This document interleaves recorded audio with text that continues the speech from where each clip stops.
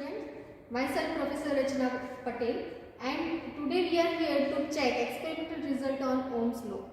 We want to check whether Ohm's law can be verified on a linear device and what happens if non-linear device is there. First of all, to verify Ohm's law, we should be aware about the statement.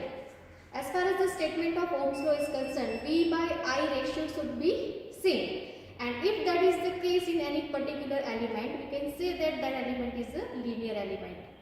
Now, here let's say at the initial stage I want to take result for resistive element. As you can say that V and I, these two parameters we need to check. That's why as far as the circuit diagram is concerned, resistance R is used I have, and right now the value of resistance that is selected for the experimental purpose is 985 ohm. As you can see that here we are using variable voltage source, and the symbol itself suggests that it is a DC voltage source which allow us to vary voltage from 0 to 12. Move for the next part. It is the fixed resistance. Already I have told you that we are using value of R as a 985 ohm, and as per our concept of Ohm's law, we are interested to measure voltage across that element and current pass through. As per the logic of measurement device, voltage measurement device is always required to connect in a parallel to R, and ammeter is required to connect in a series with element. So this type of arrangement we are going to make. What we are going to observe from the practical, voltage that we are going to select from the variable source, current which will be measured by ammeter itself, then we will take ratio of this voltage and current. What it will be calculated ratio of V by I, and the last column is our selected resistance value. What we will do, we will change different value of voltage, we will note down the reading of voltage and current, we will take the ratio with the calculation, and this is our selected value of R. And then we will also move with the graphical presentation of that observation table. As you can see over here, one side on the y-axis we will take readings of V, on x-axis we will take readings of I. Based on the observation table, you can point out different readings, and if your graphical presentation is exactly like that, you can say that element is resistive and it completely follows Ohm's law. The same thing we can verify by the experimental setup. Let's move on that part. So as per the discussion, we need to take variable voltage source. So for that I have used this part. The full experimental kit is available to us.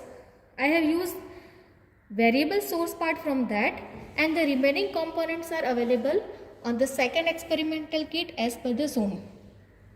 These two measurement devices are for voltage, for current. Remember that when we are using multimeter, we need to set particular parameters with the particular range.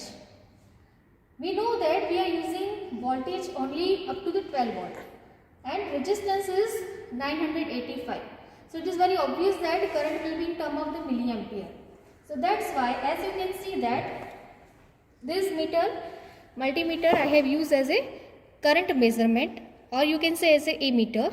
So for that, using this rotary switch, I have selected the range of milliampere. So it will show DC milliampere current. And another part required to check is the board which we have used. If we are interested to use multimeter as a ammeter, select milliampere and common. If we want to use this meter for the voltage measurement, common remain as it is, but this red port will be available to this. So I hope it is clear as far as the arrangement is concerned. Other part, whenever we use experimental kit, make one thing very clear. We have availability of source, we have availability of element, but how to make internal connection? So for that, if you observe any of the circuit diagram, connected and some are dotted, mentioned with the dotted line.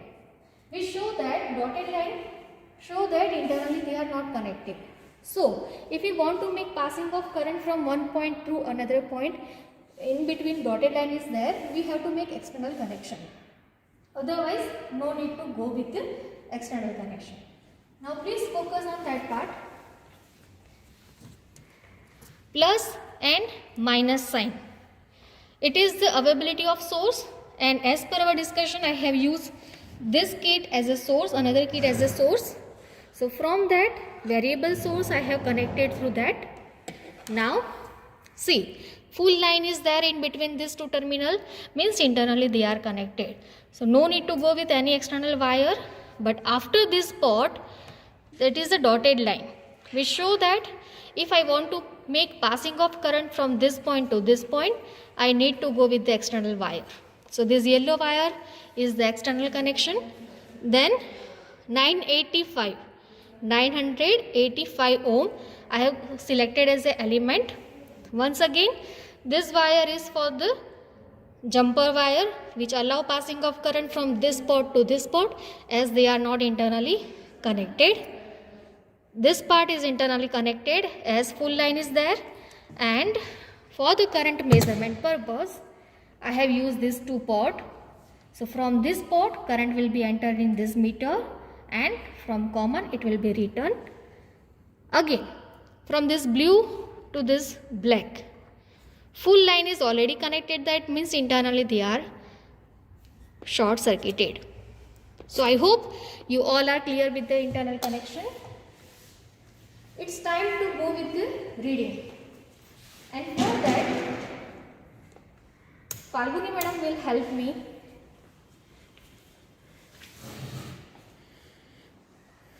First, we will make switch on the supply.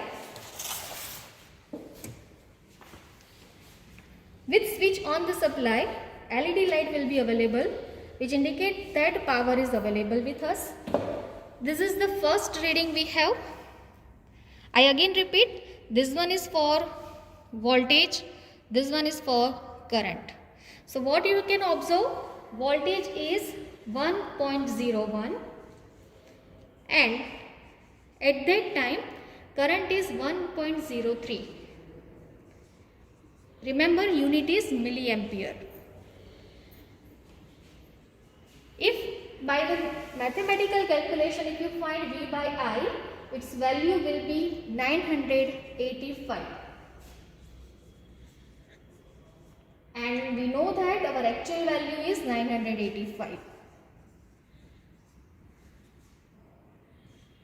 So with the first reading, all things is very in a very good flow. Move for the next reading. We are going to set voltage with 2. See what I am going to do. I am just varying the voltage with either this probe or this. You can see the change in a voltage. That's it. Our selected voltage is there, 2.03. At the same time, what is value of current is 2.06 milliampere. We will calculate later on. First, let me complete the observation table V versus I. Now we will set with 4, slightly jump.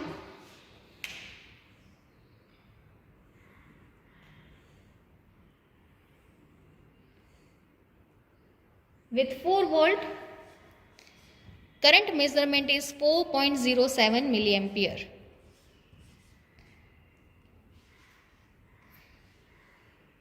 Next reading with the 6 volt.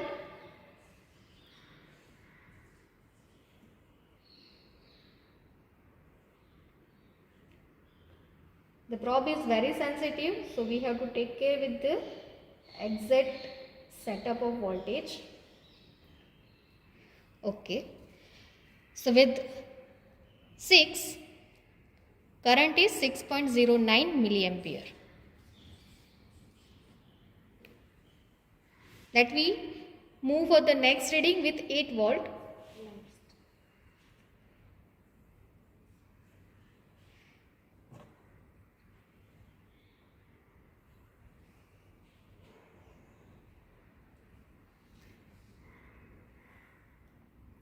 Just a minute.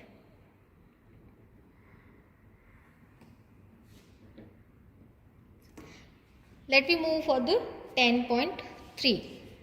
As I told you that it is quite difficult to set exact voltage due to the sensitiveness of device. With 10.28 volt, current is 10.51 milliampere.